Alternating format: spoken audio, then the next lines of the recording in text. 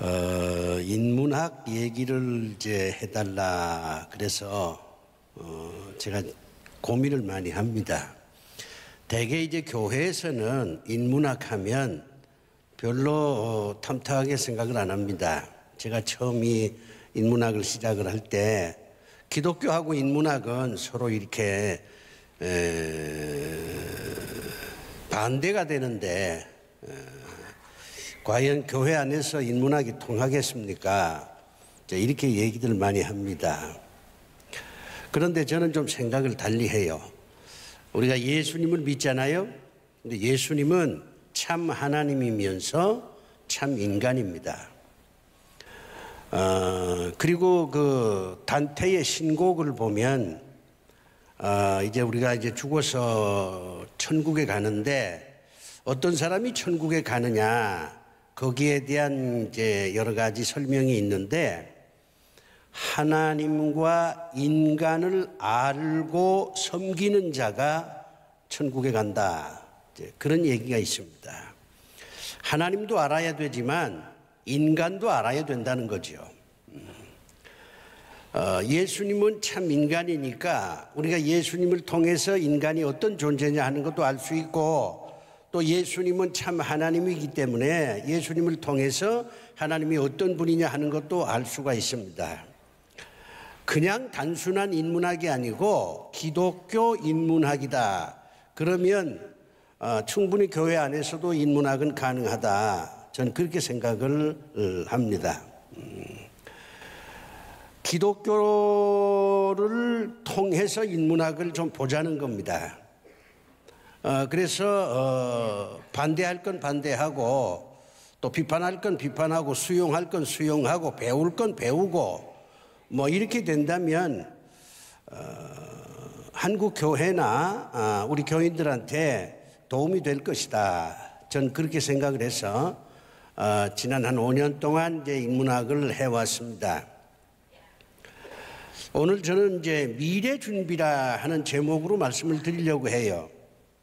어린아이들도 미래를 준비하고 또 이제 70이 된 분도 미래를 준비해야 됩니다.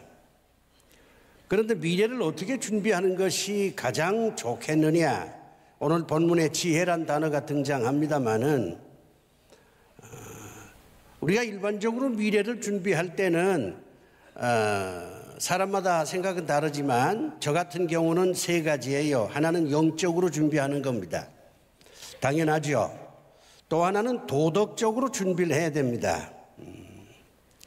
영적인 사람이 반드시 도덕적이다 이렇게 얘기할 수도 있지만 제가 이제 오랫동안 목회를 하면서 교인들을 살펴보면 영적인 것 같긴 한데 도덕적으로는 좀 문제가 있다.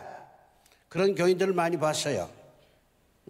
그래서 도덕적으로도 준비를 해야 된다. 자기 성격 관리라든가 자기의 장단점을 한번 점검해서 단점을 좀 고쳐보려고 한다든가 그리고 이제 사회가 여러 가지로 변화되니까 그런 변화된 사회 속에서 내가 어떤 성격을 갖는 것이 가장 사회생활 하는데 도움이 되겠는가 뭐 이런 것도 염두에 둬야 되거든요. 그렇기 때문에 도덕적인 준비도 필요하다. 그렇게 저는 생각을 해요. 그 다음에 세 번째는 아주 실질적인 겁니다.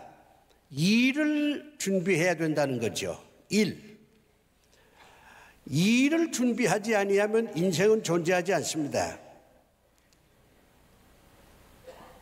그렇기 때문에 우리가 세상에 태어난 것도 그냥 놀러 태어난 건 아니잖아요. 일을 하기 위해서 태어난 거예요. 일을 통해서 하나님께 영광을 돌리고 일을 통해서 자기의 어떤 개성도 창조하고 일이 없다면 좀 극단적인 표현이지만 인생도 없다.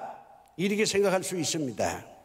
그렇기 때문에 일을 위해서 무엇을 준비할 것이냐 이런 것도 좀 고민을 해야 된다. 그런 생각을 해봐요.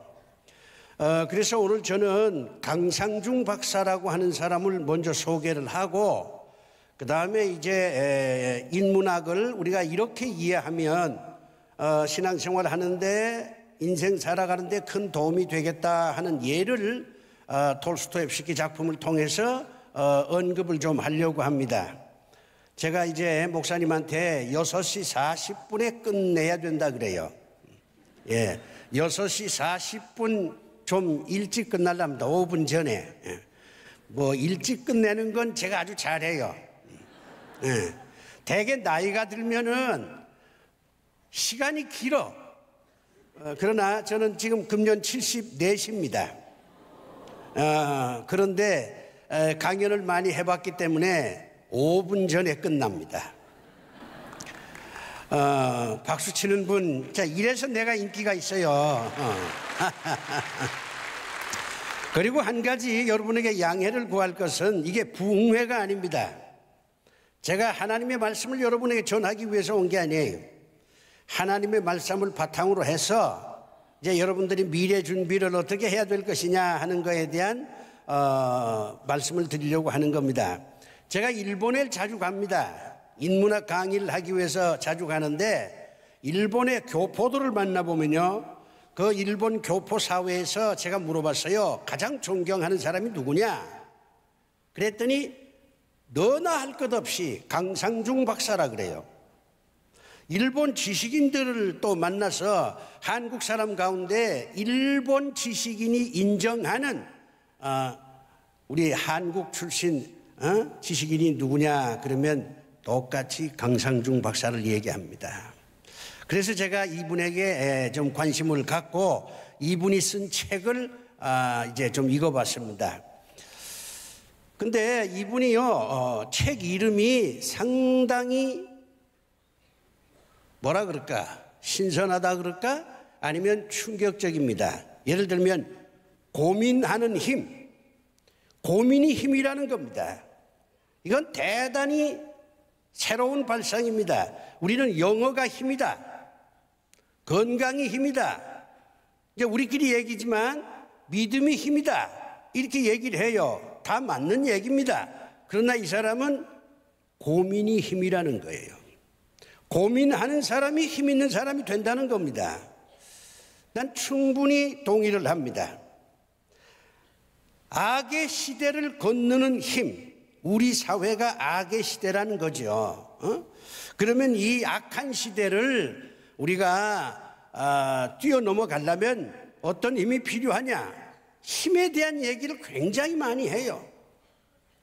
그리고 그 힘이 우리가 지금까지 생각했던 그런 힘이 아닌 이분 나름대로 자기 인생을 통해서 경험한 그런 얘기를 해서 제가 상당히 감동을 받았습니다.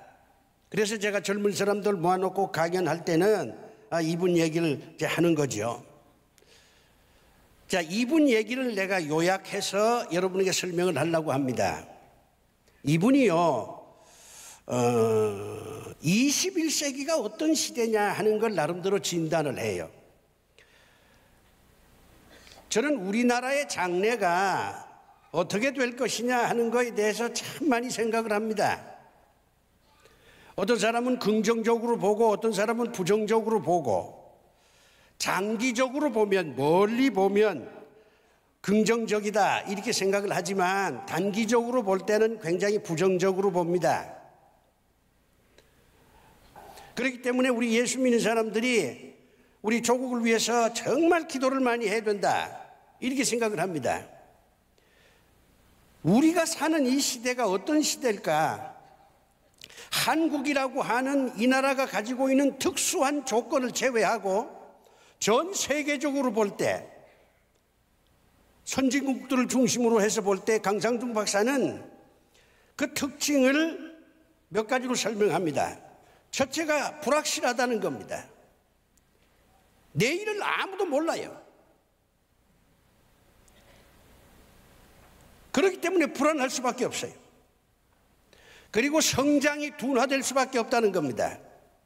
세계에서 가장 성장을 잘했던 나라가 중국인데 지금 엄청 성장이 떨어졌어요. 극단적인 사람은 중국은 망한다 이렇게 얘기합니다. 우리나라도 저성장이에요. 정부가 설정한 성장 기준치에서 한참 떨어져 있습니다.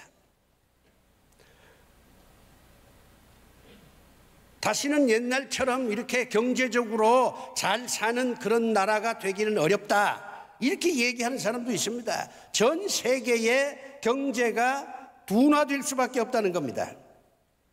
세 번째가 급격하게 사회가 변한다는 거죠. 사회는 변합니다. 그거는 막을 길이 없어요.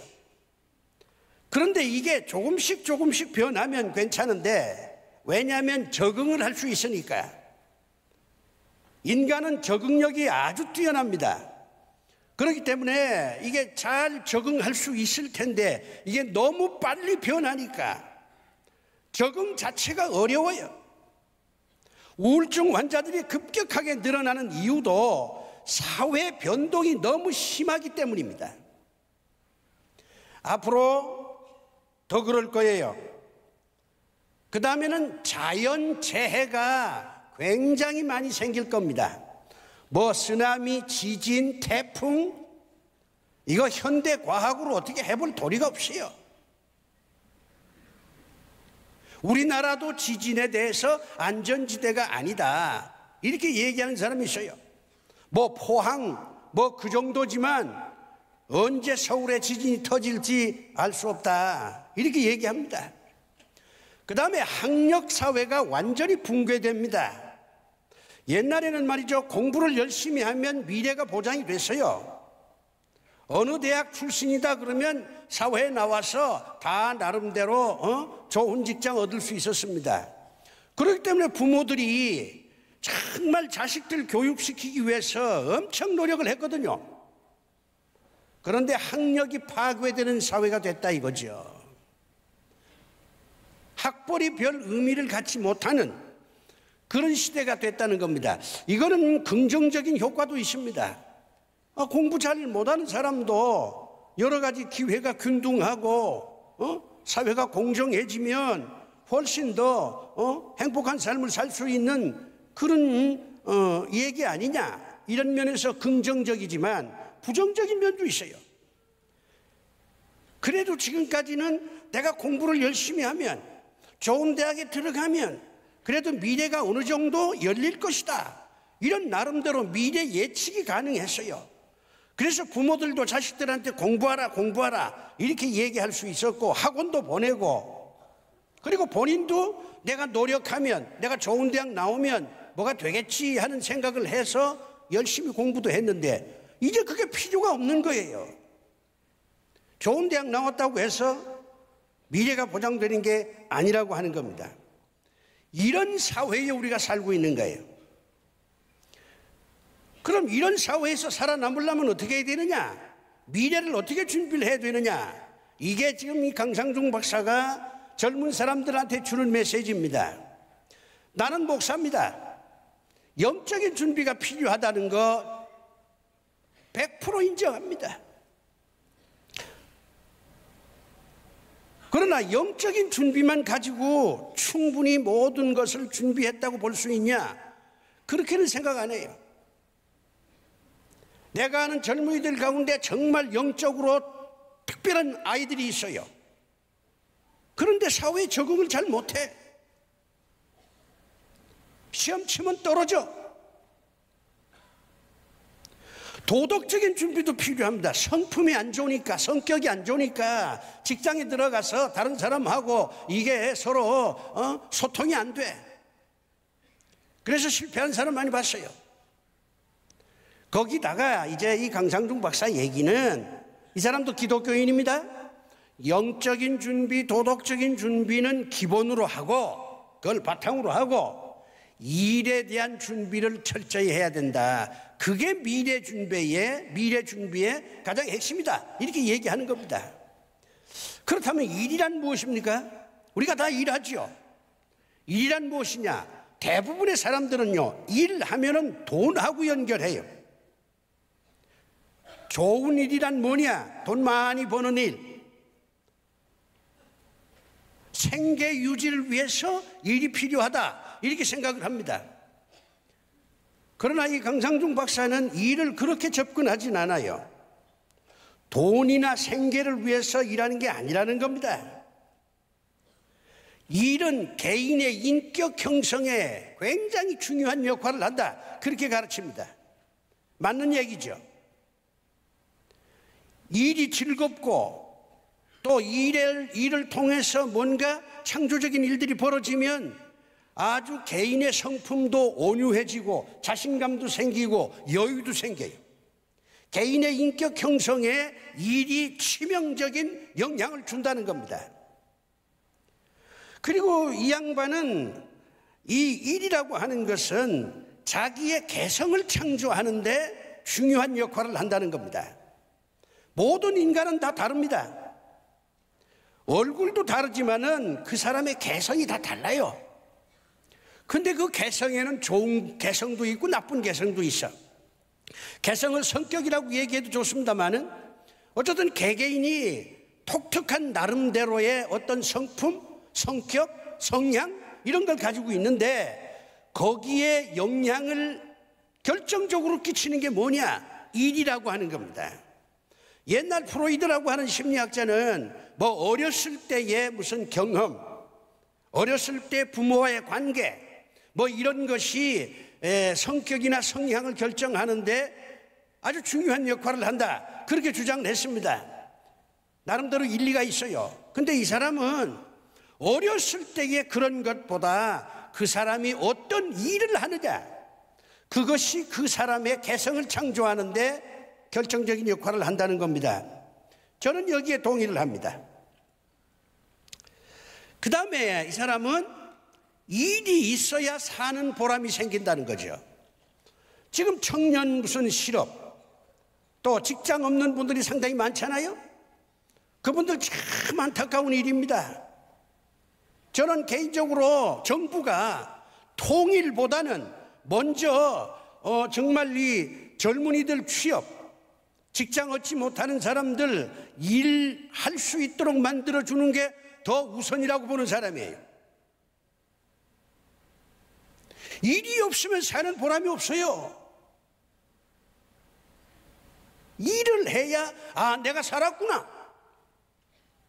내가 살아가는구나, 일을 통해서 야 살맛난다 이런 게 주어질 텐데 일이 없으니까 죽고 싶은 생각만 나고 부모만 자꾸 원망스럽고 일자리를 주지 않은 사회가 원망스럽고 심지어는 말이요, 내가 교회 열심히 다녔는데 어째서 하나님은 나한테 일거리를 안 주냐, 이런 생각을 하게 된다 그 말이에요. 사는 보람이 일을 통해서 주어진다 이렇게 생각하는 겁니다. 그 다음에 또 이분은요, 일을 통해서 나다움을 표현할 수 있다 이거죠. 나다움. 내가 누구냐?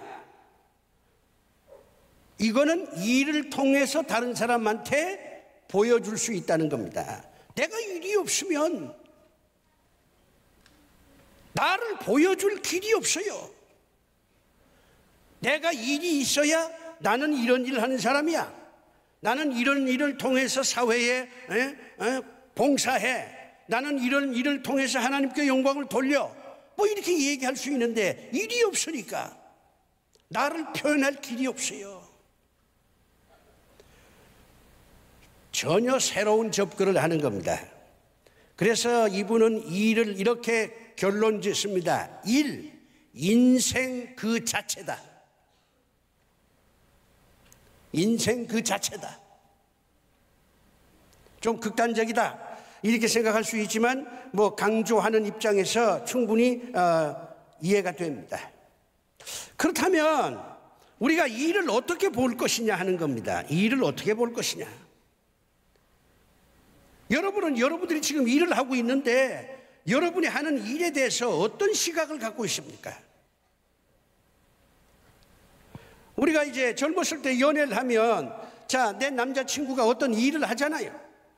그러면 내 남자친구가 하는 일에 대해서 어떤 시각으로 보느냐 그 말이에요. 이 시각에 대해서 이 강상중 박사는 또 전혀 새로운 접근을 하고 있어요. 대부분의 사람들은 말이에요, 일하면 돈부터 생각을 해요. 그런데 이분은 그게 아닙니다. 의미를 먼저 생각합니다. 의미. 그 일을 통해서 돈을 얼마나 버느냐, 그게 아니라는 겁니다. 그 일을 통해서 내 인생의 의미가 어떻게 주어지느냐, 그걸 먼저 보라는 겁니다. 그 다음에 우리가 평상시에 알고 있는 생각을 이분이 경고를 하는데, 이 일을 통해서 자아실현을 하려고 하지 말라, 그런 얘기입니다. 이건 아주 독특한 접근입니다. 대부분의 사람들은요, 이 일을 통해서 자아실현을 하려고 그래요. 이 일을 통해서. 매슬로우라고 하는 심리학자가 인간의 욕구 단계를 쭉 얘기합니다. 쭉 욕구 단계를 얘기하면서 맨 마지막이 자아실현의 단계라 그래요. 내 꿈을 이루어 보겠다, 내 야망을 이루어 보겠다, 이런 식으로 생각을 한다는 겁니다. 물론 모든 게 정말 체계적으로 잘 발전해서 마지막 순간에 내가 이루고자 하는 그 꿈이 이루어지면 좋지요. 어떤 사람이 대통령이 되겠다 이렇게 생각을 했습니다. 그래서 중학교 때부터 나는 대통령이 내 목표야 하면서 꾸준히 준비를 해요. 그리고 마지막에 대통령이 되면 괜찮지요. 그런데 대부분은 그렇지 못하다는 겁니다. 세상 사람들이 다 자아실현을 하면서 사는 게 아니라는 거예요. 살다 보면 휘어질 때도 있고 무너질 때도 있고 실패할 때도 있고 꺾어질 때도 있고, 자기가 가지고 있는 꿈이 온전히 이루어지기가 어렵다는 겁니다. 옛날엔 사회가 단순한 사회였어요. 인간관계도 단순했어요. 한 번 맺으면 죽을 때까지 같이 가. 근데 지금은 그런 사회가 아니야. 오늘의 친구가 내일의 적이야. 그렇기 때문에 자기의 꿈을 끝까지 실현시킨다고 하는 게 대단히 어렵다는 겁니다. 근데 거기에 목을 매면 나중에 그게 이루어지지 않는다, 자살한다는 거예요. 자살한다는 겁니다. 자살률이 자꾸 높아가는 이유는 여러 가지가 있을 거예요. 그 가운데 하나가 내 꿈이 좌절되니까 자살한다. 더 이상 살 필요 없다. 이렇게 된다는 거예요. 그렇기 때문에 자아실현을 너무 의식하지 말라고 하는 겁니다. 자아실현이라는 게 욕망이잖아요. 욕망은 가져야 합니다.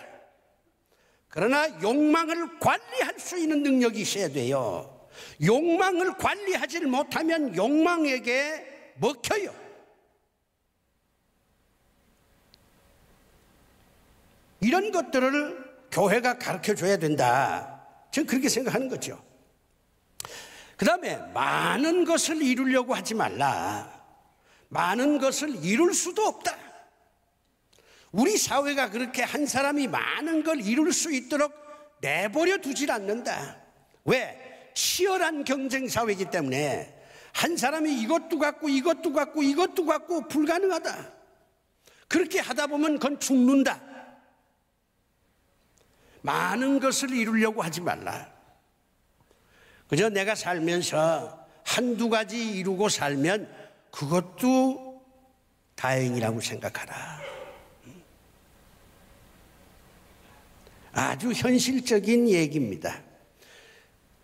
그리고 일은 자연스럽게 할 수 있는 게 가장 좋은 것이다. 억지로 내 적성에 맞지도 않고 부모가 하라고 그러니까 뭐 돈을 많이 준다니까 그걸 하면은 사람들이 뭐 날 우러러 보니까 그렇게 생각하고 일하지 말라. 자연스럽게 내가 즐기면서 그렇게 일을 하는 것이 가장 좋다. 그래서 일을 보는 시각이 상당히 우리하고 다르다. 그러나 앞으로 우리 사회는 이런 식으로 일을 봐야 된다, 전 그렇게 생각을 합니다. 그러면서 자기 얘기를 합니다. 이 사람 일본 지식인들 가운데도 최고예요.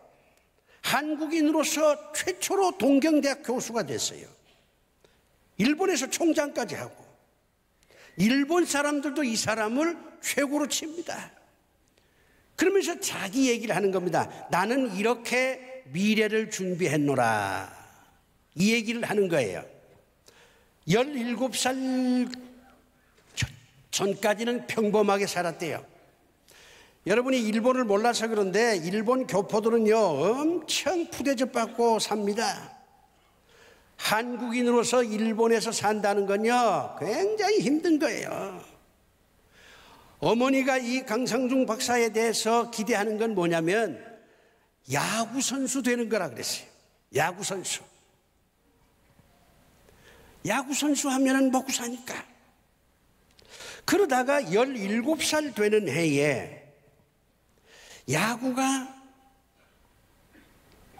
내 소질이 아니야. 야구 선수 될 자신이 없어진 거예요. 그 다음부터 나는 뭘 해야 되는가 이렇게 고민하기 시작을 했는데 답이 안 나오더라는 겁니다. 그래서 책을 읽기 시작을 했대요. 17살 때 인문학을 시작을 했다는 겁니다.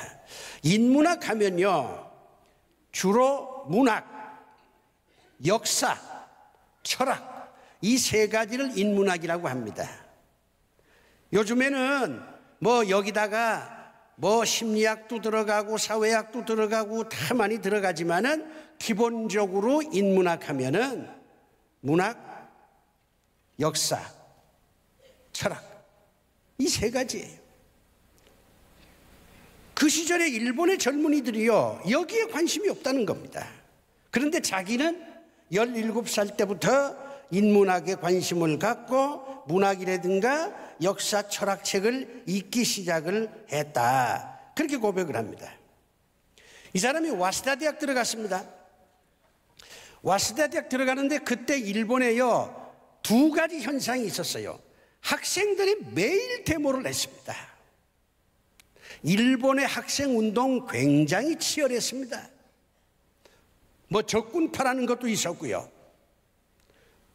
동경대학 학생들이 동경대학 총장실 다 때려부시고 유리창 다 때려부시고 엄청난 학원 소요 사태가 있었습니다. 그리고 그때 일본은 경제적으로 굉장히 성장했습니다. 소비시대, 아주 정말 소비를 미덕이라 그랬어요. 이런 시대에 대학 생활을 했다. 그렇게 얘기를 합니다. 그런 가운데서 나는 어디로 가는가? 내가 뭘 해야 되는가? 이거를 와세다 대학 시절에 고민을 했다고 하는 겁니다. 그러다가 한국을 방문하기도 했대요. 작은 아버지가 한국에 아마 살았다 그럽니다. 이 사람이 일본서 태어나서 일본서 살았지만은 그래도 한국은 조국이잖아요. 그래가지고 이제 대학을 졸업하고 한국에 와서 보니까 한국도 그때 한참 경제 개발을 하면서 아주 활기차게 한국 사람들이 움직이더라는 거예요. 근데 이 사람 얘기가 굉장히 낭만적인 게 있어요. 아마 여의도 어느 빌딩에 이제 올라갔는데 그때가 저녁이었다고 그래요. 난 어디로 가야 되는가? 난 어떻게 살아야 되는가? 이런 고민을 갖고 있던 이 사람이 그 여의도 높은 빌딩에 앉아서 커피 한 잔 딱 시켜놓고 혼자 커피를 마시면서 고민한 거죠. 그때 말이요 저쪽에서 석양이 아주 아름답게 지고 있더라는 겁니다. 석양이요? 그거 못 보는 사람 많아요. 존재하지만 의식하지 못하니까 존재하지 않는 거예요. 그런데 이 사람이 석양을 뭐 한두 번 봤겠어? 일본에도 석양이 있지. 근데 전혀 관심이 없다가 나는 어디로 가야 되는가? 난 어떻게 살아야 되는가? 이런 걸 고민하다가 그 높은 빌딩에서 커피 한 잔 마시면서 고민하는데 그때 석양이 눈에 딱 들어오더라는 거예요. 그리고서는 아주 전율하는 감동을 느꼈다는 겁니다. 감동은요, 내가 찾는 겁니다. 어떤 사람은 코스모스 한 송이를 통해서 감동을 받아요. 어떤 사람은 빗방울 소리를 들으면서도 아, 인생이 이런 거로구나, 그걸 깨달을 수 있어요. 근데 우리는 감동을 어디서 찾으려고 하는지. 이 사람이 그 석양을 딱 보면서 깨달은 겁니다. 나는 한국인으로 살겠다. 이렇게 해서 그 다음부터는 일본 이름 던져버리고 강상중으로 살게 됐다는 겁니다. 그러다가 이제 독일로 유학을 갔는데 거기서 친구 하나를 만났다는 거예요. 임마누엘 스타브로라스키라고 하는 친구를 만났는데, 여러분이 그 외국 가보면 알지만 외국 사람들은 심각하지 않습니다. 심각하지 않아요. 굉장히 자유분방하고 삶을 즐깁니다. 그래서 이제 강상중 박사하고 이제 친하게 됐는데, 이제 강상중 이 양반이 독일에서 공부하면서 늘 심각해하고 그러니까, 야, 그러지 말어. 인생은 말이야, 별거 아니야. 즐기면서 사는 게 인생이야. 그렇게 얘기를 하더라는 거예요. 그랬는데 이 강상중 박사가 보니까 이 친구도 굉장히 가난해. 옷도 제대로 입도 못해. 그런데도 여유가 있어. 인생은 즐기면서 사는 거야. 그렇게 얘기하더라는 거예요. 거기서 자기가 충격을 받았다는 겁니다. 그러면서 이제 한 단계 올라간 거예요. 자, 좋다. 인생을 즐기면서 살자.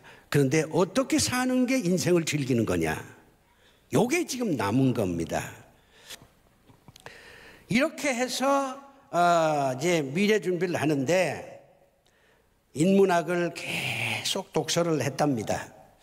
근데 이제 요즘 우리나라 사람들이 책을 안 읽어요. 내가 일본 하면은 좀 일본 사람 좀 싫지요. 사실 싫은데, 근데 일본 사람한테 배울 게 많습니다. 그 가운데 하나가 일본 사람들은 책을 엄청 읽습니다. 엄청 읽어요. 그 전철 타면요, 거의 4분의 1 정도는 책을 읽습니다. 그리고 일본 책방에 가보면, 저도 일본 가면 이제 책방을 자주 들립니다만은 정말 사람들이 많아요. 근데 우리나라는요, 전철 타도 책 읽는 사람이 없어요. 책 읽는 사람이 없어. 내가 멀리서 보니까 어떤 사람이 책을 읽더라고 하나. 야, 대단한 사람이다. 가보니까 책은 아니고 성경이더라고. 성경도 책이지. 근데 일본은 많이 읽습니다. 한국의 대학생들, 고등학교 학생들 책을 안 읽어요. 대학 졸업하면 책을 안 읽습니다. 이제 자기가 이제 책을 많이 읽는데 왜 나는 독서하는가? 사람이 그런 거야. 당신 왜 이렇게 책 많이 읽어? 그랬더니 아, 말이야, 나는 이러이러한 이유 때문에 책을 읽어 하고 이제 답변을 한 게 있는데, 책을 읽는 이유가 있습니다. 첫째는 책을 읽어야 내가 처한 사회가 어떤 사회인지 알 수가 있다는 겁니다. 여러분, 뉴스 가지고는 우리 사회가 어떻게 돌아가는지 몰라요. 요즘 가짜 뉴스란 말 나와 있잖아. 가짜 뉴스가 너무 많아. 신문, 방송을 통해서 우리 시대가 어떤 시대냐 하는 걸 알기가 어렵습니다. 어렴풋이 우리 사회가 이렇게 돌아가나? 뭐 요 정도지 정확하게 모릅니다. 책을 읽어야 내가 처한 사회가 이런 사회구나, 이게 정확하게 알 수가 있어요. 그래서 나도 이 늙은 나이에 책을 읽는 겁니다. 내가 지금 책 읽어서 뭘 하겠어요? 내일 모레 요양원을 가든지 어딜 가야 될 신세인데 말이야. 그런데 내가 처한 사회가 어떤 사회냐 하는 걸 알아야 설교를 하든지 인문학 강의를 하든지 뭘 할 거 아닙니까? 두 번째는 이 사람이 이런 얘기합니다. 새로운 아이디어를 얻으려고 하니까 나는 책을 읽는다. 새로운 아이디어입니다. 옛날부터 내려오는 아이디어가 아니야. 시대가 막 바뀌잖아요. 그러면 시대가 바뀌면 아이디어도 바뀌어져야 돼. 직장에 들어가면 상사가 이거 좀 해봐. 우리 회사가 이러이러한 어려움에 처해 있는데 그 박 과장이 말이야 이 어려운 일을 타게 하는 뭐 좋은 아이디어 한번 연구해봐. 그렇게 사장이 지시를 했다 그럽시다. 그러면 해야 되잖아. 안 하면 쫓겨나는데 무능하다고? 그러면 새로운 아이디어를 개발을 해야 되잖아요. 옛날 거 가지고는 안 되거든. 그러면 새로운 아이디어를 어디서 만들어내느냐? 책을 안 읽으면 이 머리가 안 돌아가요. 책을 안 읽으면 머리에 뭐만 있느냐? 돌만 있는 거야, 돌. 돌에서 뭐가 나와? 돌에서는 돌만 나와. 안 되는 거예요. 책을 읽으면 새로운 아이디어를 만들어내는 그런 어떤 능력이 생기는 거죠. 세 번째는 더 가슴을 칩니다. 나는 이게 딱 내 마음에 와 닿는데 책을 읽어야 내가 왜 실패했느냐를 알 수 있다는 거예요. 사람은 다 실패합니다. 나도 여기까지 오면서 수많은 실패를 경험했어요. 아마 여러분도 마찬가지일 거예요. 여러분이 예수를 잘 믿든 못 믿든 상관없이 앞으로 여러분 죽을 때까지 몇 번 더 실패할 겁니다. 뭐 예수 믿으면 절대로 실패 안 한다? 성경에 있어요 그런 게? 예수 믿는 사람도 실패해요. 단지 다른 거는 예수 믿는 사람은 실패해도 빨리 일어날 수 있어요. 내가 오늘 딱 보니까 표가 내 마음에 맞더라고. 역전되리라. 예수 믿는 사람은 실패해도 빨리 역전시킬 수 있어요. 그래서 오늘의 강상중이가 만들어졌다. 그렇게 얘기를 해요. 그러면서 이제 이 사람이 자기가 뭐 책을 엄청 읽었는데 특히 젊은 사람들한테 요거는 좀 너희들도 읽어봐라. 내가 읽으니까 나 여기서 많은 걸 배웠다 하면서 책 몇 권을 이제 추천을 합니다. 첫 번째가 빅터 프랭클이라고 하는 사람이 있는데 이 사람이 쓴 책 가운데 이런 게 있어요. 우리나라에 이제 이런 제목으로 번역이 되는지는 모르겠습니다만은 삶의 문제에 대해서 예라고 대답하라. 내가 아우슈비츠를 가봤습니다. 폴란드.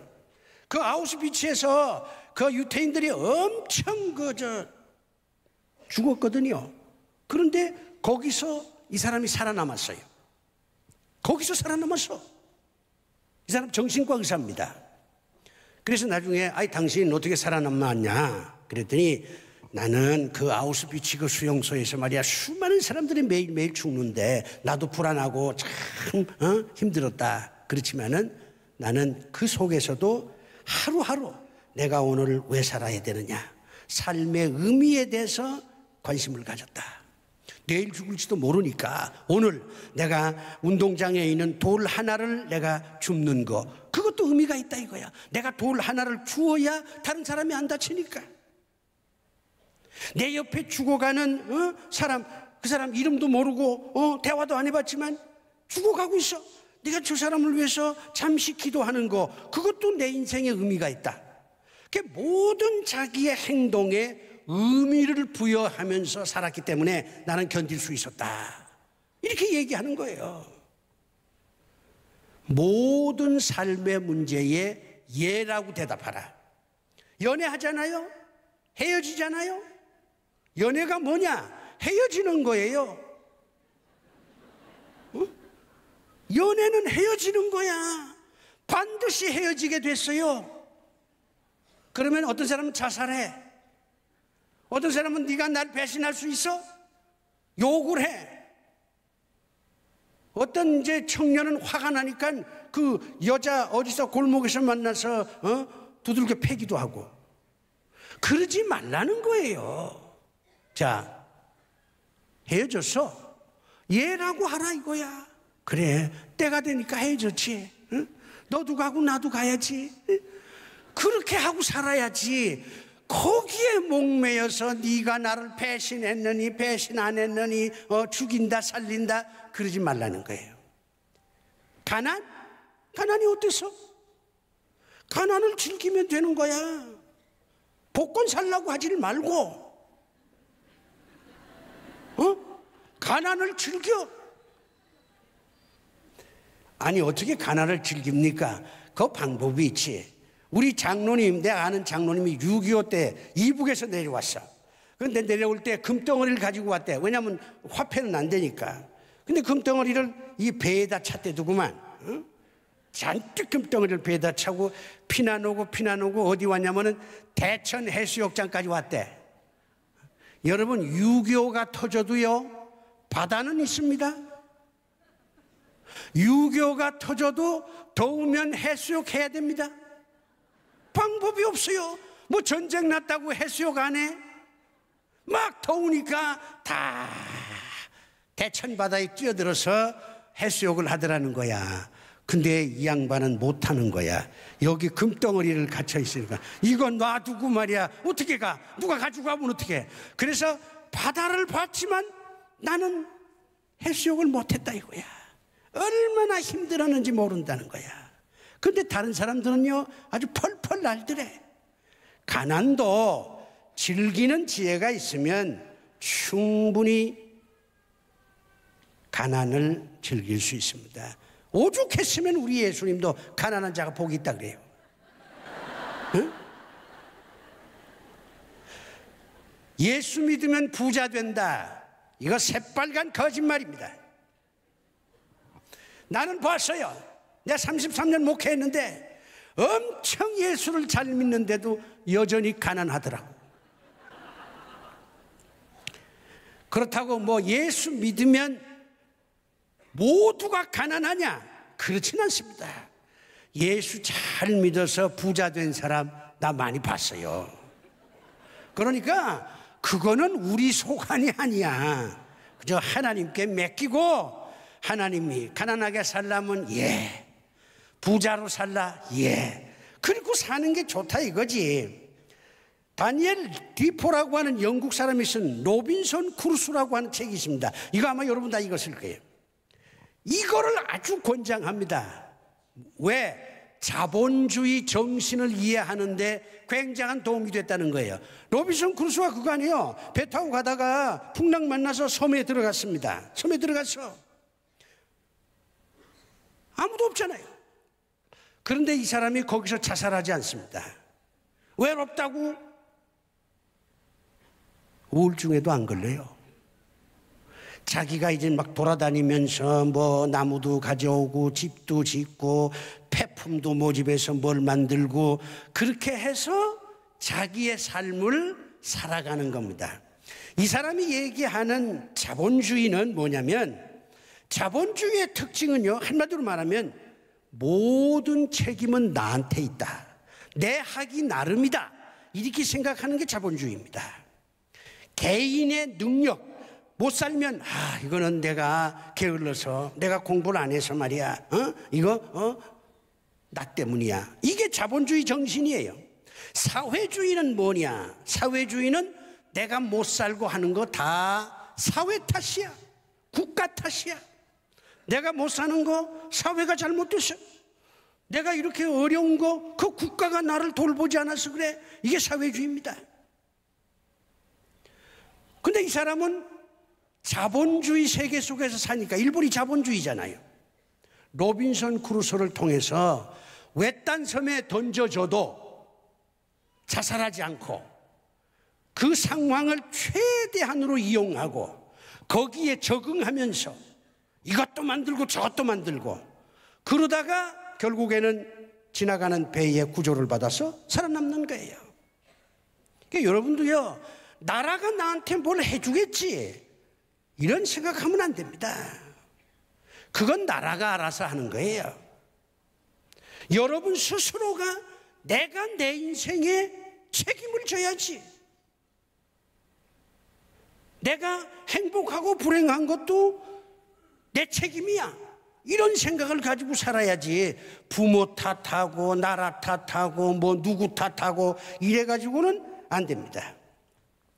피터 드러커라고 하는 사람이 쓴 책도 있고 칼 폴린이라는 사람이 쓴 책도 있는데 이 칼 폴린이라는 사람은 이런 얘기를 합니다.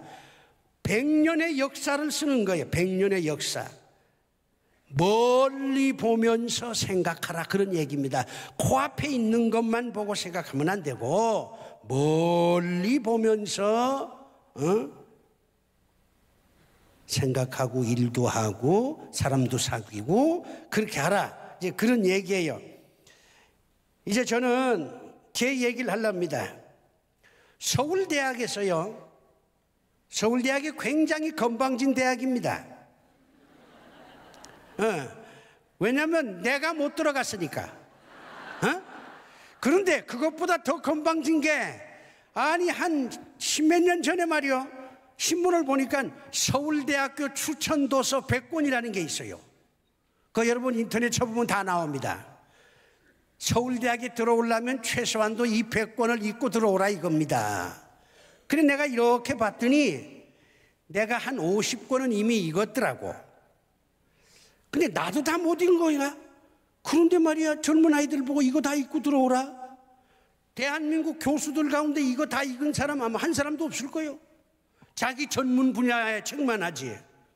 그 가운데 톨스토옙스키의 죄와 벌이 있습니다. 이건 내가 읽었지. 내가 문학을 했으니까. 죄와 벌. 톨스토옙스키라는 사람은요 13번째 사도라고 합니다. 우리가 12사도 그러잖아. 13번째 사도. 지금까지 모든 소설가 가운데 가장 기독교적인 작가가 톨스토옙스키입니다. 이 사람이 쓴 모든 소설에는 반드시 기독교적인 배경이 깔려 있습니다. 그러니까 여러분들이 이 톨스토옙스키를 많이 사랑을 해줘야 돼요. 이 사람이 젊었을 때 사회주의 운동을 했어요. 몰래 모여가지고 제정 러시아 시대에. 그러다가 체포가 됐어. 사형언도를 받았어. 시베리아로 이제 갑니다. 거기서 이제 좀 감옥 생활하고 이제 사형 집행하려고. 그런데 가다가 어느 간이역에 섰어요. 섰는데 그때 그 동네에 여전도 회원들이 전도하러 올라왔어요. 이 기차 안으로. 어떤 여자분이 이 톨스토옙스키한테 책 한 권을 줍니다. 감옥 생활하면서 이거 봐라 그 얘기입니다. 그게 신약 성경이었습니다. 톨스토옙스키가 감옥 생활하면서 그 심심하잖아요. 학교 다닐 때 제정 러시아 시대니까 뭐 성경에 대해서는 어느 정도 들은 게 있지만 한 번도 읽어보진 않았거든. 거기서 신약 성경을 읽고 또 읽고 또 읽고 하다가 회심을 합니다. 회심을 해요. 그리고 천신만고 끝에 사형 집행이 황제의 특사로 8년 감옥으로 감형이 돼요. 8년 동안 감옥 안에서 죄수들을 살펴봅니다. 거기 여러 죄수들이 많거든요. 그래서 인간이란 이런 존재구나 하는 걸 깨닫습니다. 이 사람을 가리켜서 인간 영혼 해부학자라 그럽니다.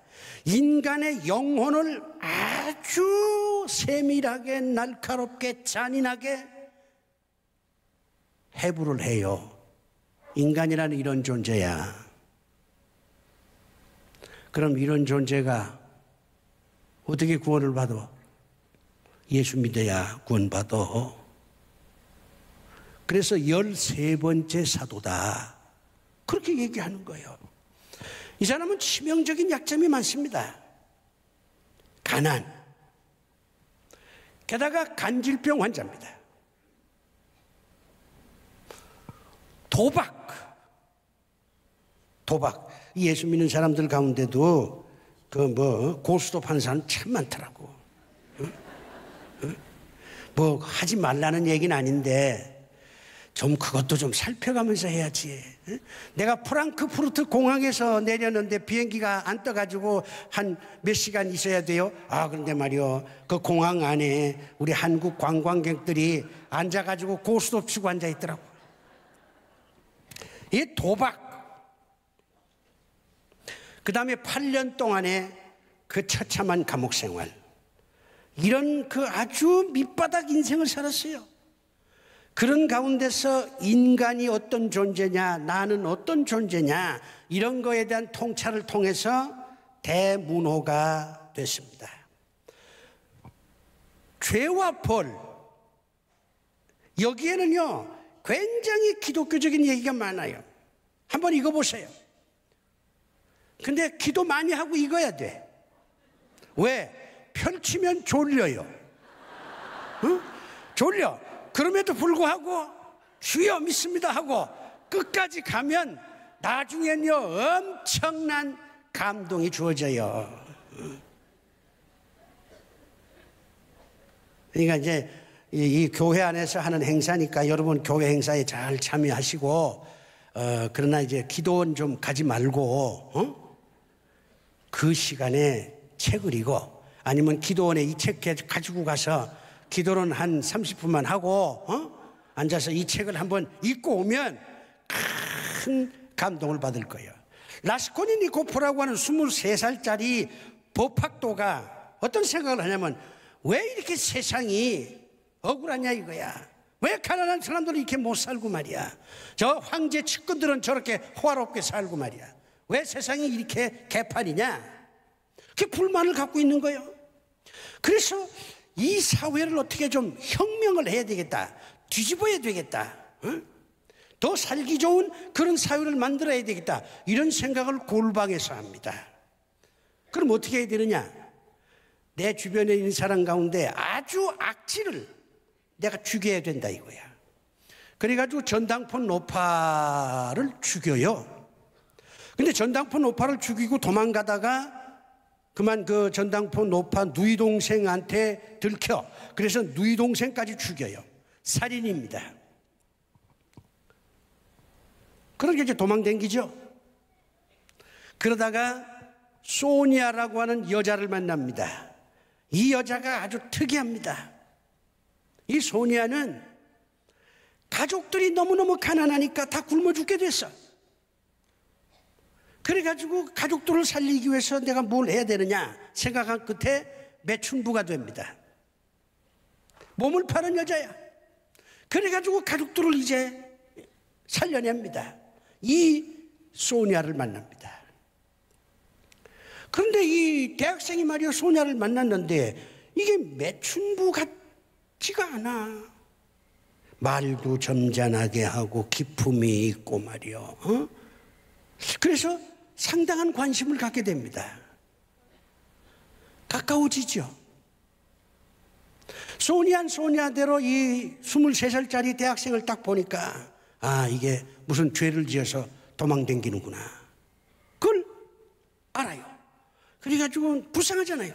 잘 나름대로 소니아는 예수를 잘 믿습니다. 도와줍니다. 그게 두 사람이 가까워져요. 그러다가 이 대학생이 소니아한테 나는 사람을 둘이나 죽였다 고백을 합니다. 근데 이 소니아가요 참 불쌍한 사람이다 이러면서 자수하라 그럽니다. 그러니까 이 라스콜리니코프가 자수를 어떻게 하면 되냐고. 그냥 파출소 가서 내가 두 사람을 죽인 진범이다 이렇게 얘기하면 되냐. 그랬더니 소니아가 그렇게는 안 되지. 한 사람도 아니고 두 사람이나 죽였는데 그렇게 간단하게 자수하면 안 된다. 그럼 어떻게 하면 되냐? 센야 광장에 가서 무릎을 꿇고 당신이 억울한 사람 둘을 죽였는데 그들이 흘린 피가 대지를 더럽혔다 이거지. 그러니까 무릎을 꿇고 대지에 입을 맞추라. 내가 잘못했습니다. 대지한테 고백을 하라. 그리고 그 광장에 지나가는 많은 사람들한테 손을 들고 내가 사람을 죽였어 공개적으로 얘기하라. 그리고 나서 경찰서에 가서 자수하라. 그렇게 얘기를 해요. 사랑하는 우리 한소만 교회 교우 여러분, 정말 여러분 훌륭하십니다. 이렇게 인문학 강의한다는 거 쉬운 게 아니거든요. 제가 교회를 돌아다니긴 하지만 이렇게 많은 교인들이 강의를 들어보기는 처음이에요. 그리고 표정을 보니까 참 진지하기도 하고 잘 웃기도 하고. 결론은 이렇습니다. 영적으로 미래를 준비하라. 좋다. 도덕적으로 미래를 준비하라. 그것도 좋다. 그러나 그것만으로는 안 된다. 우리 사회가 어렵다. 힘들다. 치열하다. 일을 위한 준비도 일을 위해서 준비하는 것도 필요하다. 일을 위해서 준비하는 여러 가지 방법 가운데 가장 중요한 것은 인문학을 하는 것이다. 소설도 있고 역사책도 있고 좀 힘들지만 철학책도 좀 있고 그렇게 하면 미래는 열릴 것이다. 이게 오늘 제 강의의 결론입니다. 수고하셨어요.